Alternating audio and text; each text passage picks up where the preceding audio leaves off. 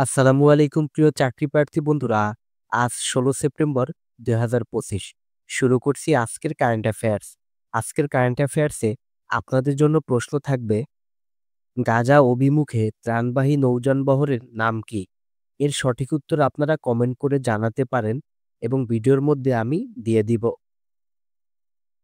গম চাষের জন্য উপযোগী গড় তাপমাত্রা কত? উত্তর হচ্ছে ১৫ থেকে ২১ ডিগ্রি সেলসিয়াস।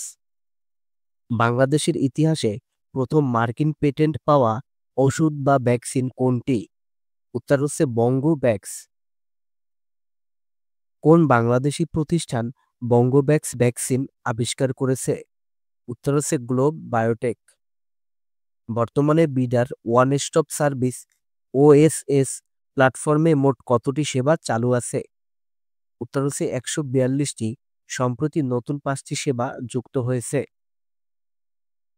টাইম ম্যাগাজিনের কিড অব দি ইয়ার ২০২৫ স্বীকৃতি পেয়েছেন কে? উত্তর হচ্ছে তেজস্বী মনোজ। বাংলাদেশের কোন অঞ্চলে ভূমিকম্পের ঝুঁকি বেশি অনুভূত হয়?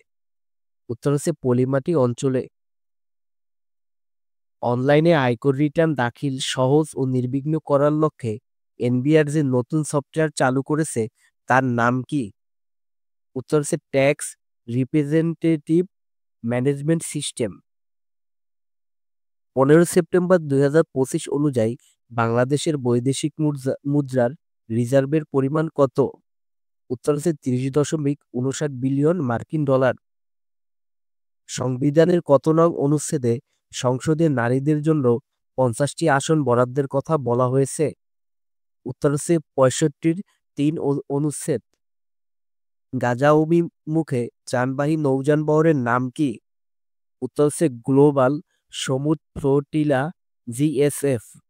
প্রিয় চাকরি প্রার্থী বন্ধুরা, ভিডিওটি যদি ভালো লাগে অবশ্যই আমাদের ডেইলি শিক্ষা ইউটিউব চ্যানেলটি সাবস্ক্রাইব করবেন। ধন্যবাদ সবাইকে।